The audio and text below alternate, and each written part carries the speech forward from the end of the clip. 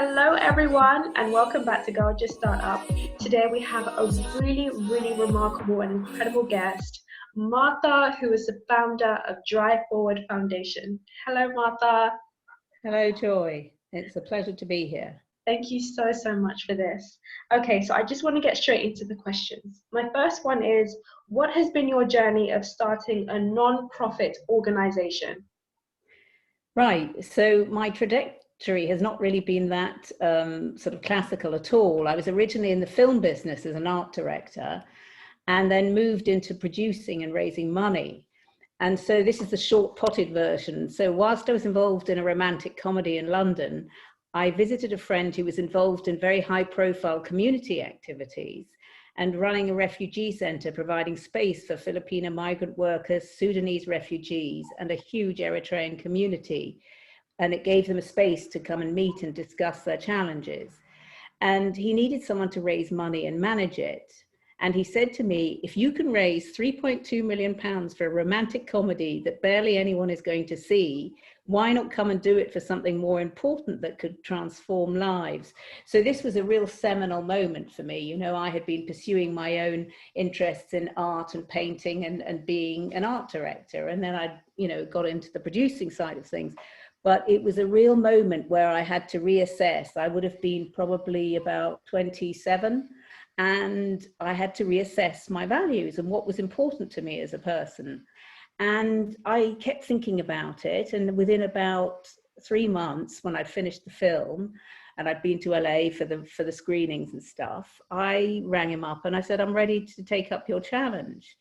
And so I got involved, and I won't go, because it was a long story, but I got involved in setting up an art gallery for him in Notting Hill Gate, where the centre was, where there were a lot of, young artists, very high quality, were, at the Royal Academy.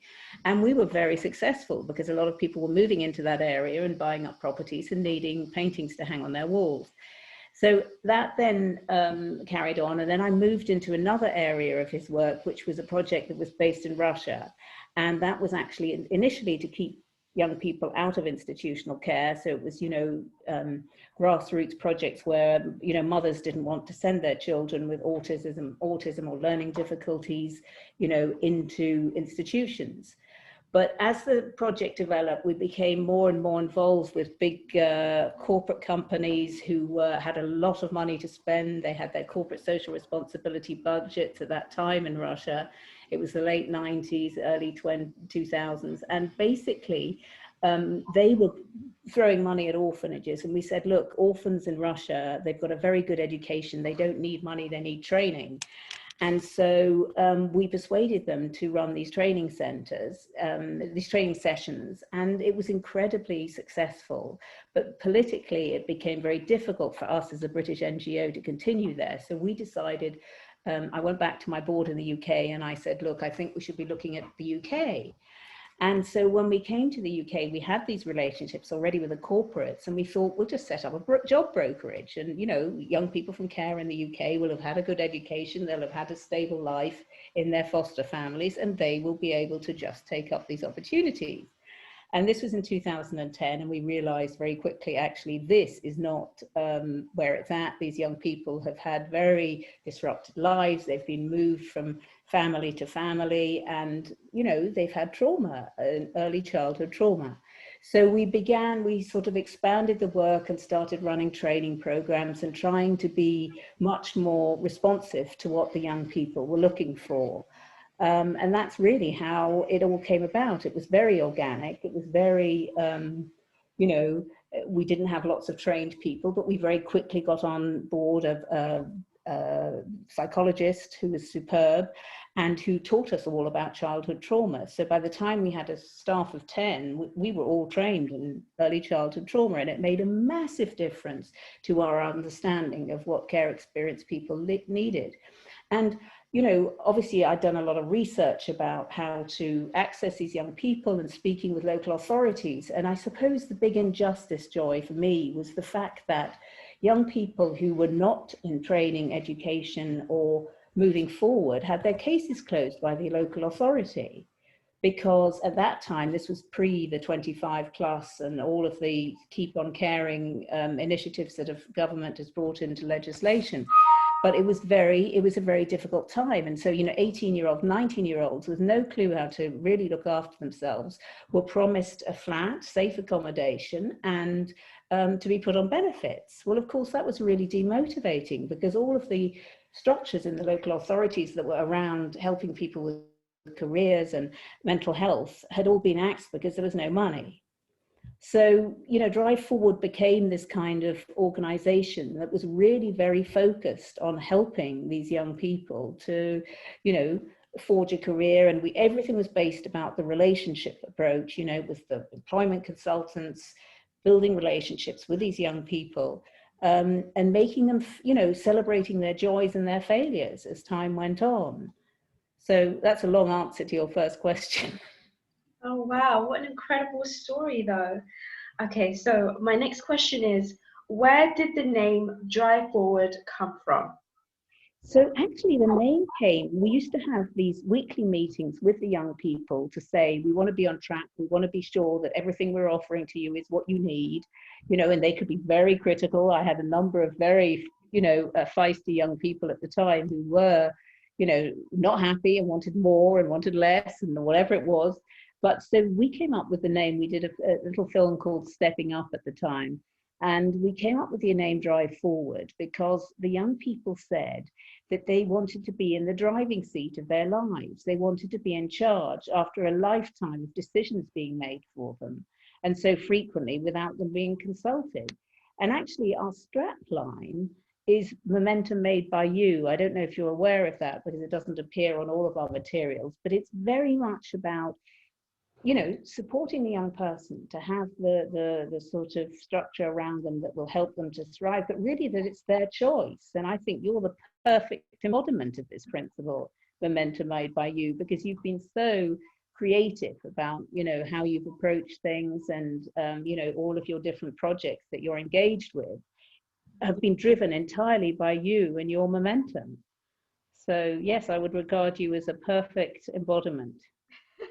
Thank you so much, Martha. That means a lot. But I also wanted to say that over the last 10 years of this amazing team we've built up of staff at Drive Forward, it is the young people that inspire, in spite of their trauma, have really taken up work opportunities and pursued their own careers. So a lot of them have shown volunteering on our policy forum platform and getting involved in trying to improve the outcomes for caregivers going forward, getting close to government, speaking to truth to power and saying this is what needs to happen in order for the care system to be improved. Yeah, yes. Okay, so my next question is, what was your mission when you first started Drive Forward, and have you been able to fulfill this mission today? So I would say my mission was never to create a big institution or nationwide charity with franchises in every city. It was always to be an incubator of best practice where we remained flexible and lean to give us the freedom to be innovative and allow our staff to use their brilliant brains and ideas on how best to support our young people. And if you are part of a much bigger setup, it's much harder to manage that innovation because you have loads of commitments in terms of staff overheads and so on. And so I think for me it has always been to be this incubator of best practice and to get closer relationships with government, to observe that it's only consistent relationship-based work that will have an impact on young people whose early life has been populated by caregivers who haven't been there for them consistently. And, I hear stories constantly about foster parents who have really not been there for their young people and have been doing it for the wrong reasons.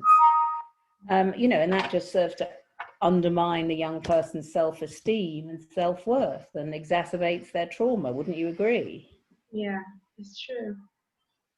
So, for me, so I would say I haven't entirely fulfilled the mission because, we have yet to be adopted as a model by the government. But I mean, that may happen, probably not in my lifetime. Wow. Okay, so my next question is, who are your top 3 female role models?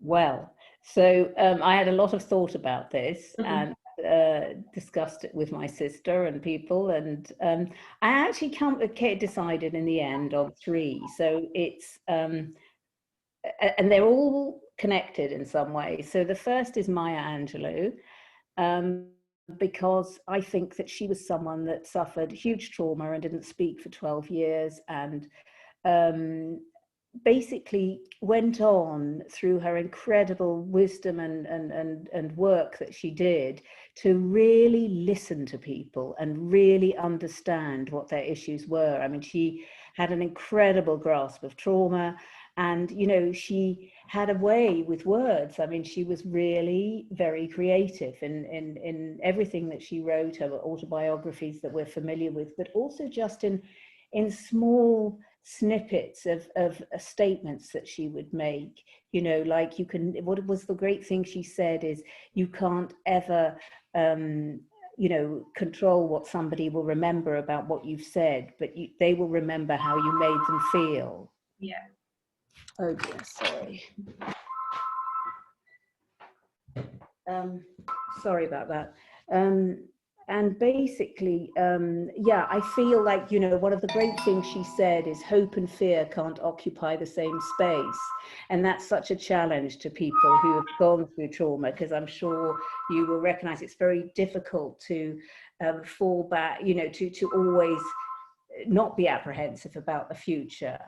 But, the idea that you have to focus on hope, I think, is such an amazingly wise thing to say. And so my second person is somebody called Frida Kahlo, who's a painter, and that's because I've been a painter all my life, and Frida was someone I found incredibly inspirational. So I don't know if you know her story, but she was in a tram crash when she was a very young girl, probably only about 19, and was had very severe internal injuries. But she again turned that into creativity, and she found a way to, months and months spent in bed to paint pictures of herself and self-portraits and things. And I think gave the world a real sense of, you can overcome these huge physical challenges. And, so again, someone who was traumatized, but turned it into something inspirational and incredibly, she gave a great gift to the world with her art. And, and she had to deal with a crazy husband, Diego Rivera, who was much more famous than her, who was, all the infidelities and things. And she was desperately trying to start a family. And because of her injury, she couldn't. But, she overcame so many of those challenges. Now, my third person is much less well known, but is also someone I admire and found inspiring. And she's called Terry Tempest Williams. And she's an American writer and an educator, but most of all, she's a conservationist, and has been very involved. She's part of the Mormon community and has been very involved in trying to protect land in Utah and great swathes of America, which have been exploited for nuclear testing. In fact, 7 members of her family have died of cancer because of radiation problems. And so she's very involved with ecology. She writes beautifully. She she is a political activist, but also, writes books that are just beautiful. So I really recommend anyone to look her up. And yeah, so those are my 3. Oh, wow, those women are like incredible and very powerful. And I also picked up that they were alchemists in a way Yeah, as well. yeah, Yeah, yeah. took that trauma and turned it into something very remarkable, which is Alchemist is a great word, and I've read your about page and know that those are things that really interest you. So that's a great way to describe them. Yeah, people who took trauma and turned it into something beautiful. Yes. Oh, wow. Okay, so my fifth and final question is, as Strive Forward celebrates its 10th year, what legacy do you want to create for the organization? So, in terms of sort of practical things, we're in the middle of a board review. I want there to be a new, strong board that clearly reflects, our young people. So a diversity on our board, which we haven't had hitherto. and, you know, people who are really engaged in our work. So for me, building a strong board now is incredibly important for our funders, for our, you know, all of our external relationships too. And I think that trustees can be really a huge asset to a charity, not just because they can bring in money at all, but because they're a loud voice that is helping us to spread the word about, you know, the injustices for care leavers. And, you know, ultimately the government is the corporate parent, and I think, you know, the people I'm looking at currently to be trustees are not afraid to speak truth to power and to challenge things that are going on. And, you know, we've got a lot of young people now. I think our program with the civil service internship scheme is going incredibly well. We've had very good support from our children's minister, Vicky Ford. We've had you know, beginning to get momentum there to make sure that the experiences for all those young people going into the civil service is, you know, even across the board. Some of them have had amazing line managers, some less so, and we just want to be involved in the training of that. So those are the two practical things. In terms of, you know, what we've achieved, I mean, I think over 10 years, we've worked with 4,000 young people. And I can think of many of whom we've really helped to I would never say we on our own, because it's the young people that do it, but we have really helped to transform lives. And, you know, I think that's been incredibly important, obviously, because it's made us feel like everything we do on a daily basis that is often not easy is worthwhile. Yes, I love that legacy. And I feel like it's already been created. Yeah. So yeah, the thing. No, and I think, and I would say again, I would stress our staff team are amazing. I mean, we've had, you know, a lot of people stay with us for a number of years and who've really helped to build, you know, who we've become. And, you know, I won't name them but they know who they are.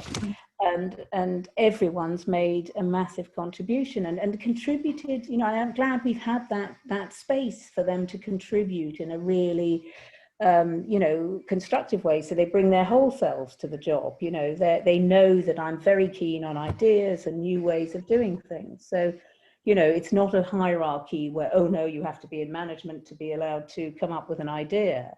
Mm-hmm. I think we're very collegiate in our approach, Anton and I, about, you know, just being, and especially all the things going on with our young people. You know, this new group 4 that started, which is Forward on Racial Equality, that's come out of our culture hub. I think, you know, all of those things are incredibly positive. Oops, that's so yeah, I hope that's been useful.